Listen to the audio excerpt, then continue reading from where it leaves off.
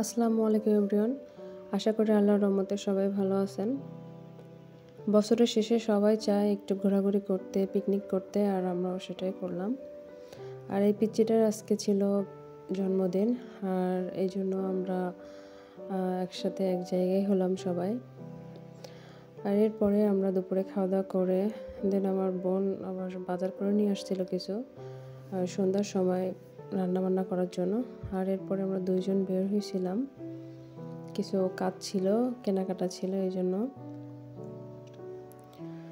দেন ওর ফোনের কাভারটা লাগানো হয়ে গেলে আমরা বের হয়েছি। এখানে কিছু টুকিটাকি কেনাকাটা করছিলাম। এরপরে আমরা বাসায় চলে আসি। আর বাসায় চলে এসে এই পিচ্চির জন্য আমরা সবাই একটু আনন্দ করতেছিলাম, আর ও অনেক এনজয় করতেছিল। দেখেন, ওর চেহারা দেখেই বুঝতে পারবেন। আর আমরা সবাই মিলে বেলুনটা ফোলাচ্ছিলাম, আর ও বেলুনের মধ্যে বসে অনেক এনজয় করতেছে, আনন্দ পাচ্ছে অনেক। আর এরপরে আমার বোন পায়েস রান্না করছিল, আর সবাই মিলে আমরা পায়েস খাওয়া দাওয়া করলাম। দেন আমরা রান্নাবান্নার জন্য প্রস্তুতি নিচ্ছিলাম। আর ম্যারিনেট করে রাখা হয়েছিল বিরিয়ানিটা রান্না করার জন্য। এরপরে গেস্ট চলে আসছিল, যার কারণে আর রান্নার ভিডিওটা নেওয়া হয়নি। আর ঘর বাড়ি সব গোছানো শেষ। এরপরে কেক কাটার পালা। আর পিচ্চি তো কেক দেখে কেকের পরে ঝাঁপায় পড়তেছিল। এই তো গেস্ট চলে আসছিল অলরেডি।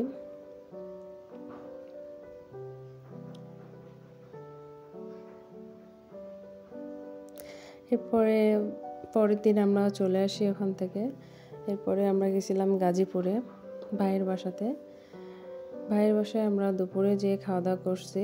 আর এরপরে সন্ধ্যা পরে আমরা বের হয়েছিলাম একটু খাওয়া দাওয়া করবো বাইরে। আর আমার ভাইয়ের মেয়েটা অনেক খুশি আমরা গেছি যে। এরপরে আমার ভাইয়া আমাদেরকে খাওয়াইছিল বার্গার আর কফি, অনেক মজা ছিল বার্গারটা।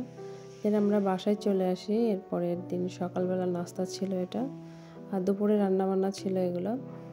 আলু ভাজি ছিল, ডিম ভোনা, আর ছিল বাগদা চিংড়ি ভোনা, আর গরু মাংস, আর ছিল পোলাও ছিল। আমার ভাবি অনেক ভালো রান্না করে, যদিও আসলে অসাধারণ রান্না করে, শুধু ভালো না। এরপর দিন আমরা আবার বের হয়েছিলাম খাওয়ার জন্য। ভাই অফিস থেকে আসছে, আর আমরা সবাই বের হয়েছি। আজকে খাবো ফুচকা। আর এই যে এখানে ফুচকা তৈরি করতেছে আমাদের জন্য। প্রথমে আমরা কমই নিয়েছিলাম ফুচকা, এরপরে বাড়াই আবার নিয়েছিলাম। অনেক মজা ছিল ফুচকাটা। আর এটা ছিল তারপর দিন সকালের নাস্তা। আর আগের দিনের খাবার দাবার ছিল, ওটা খাওয়া দাওয়া করে দিন আমরা ঢাকার উদ্দেশ্যে চলে আসি। এরপরে ঢাকাতে এসে আমরা রাত্রে বাইরে খেয়ে নিয়েছিলাম।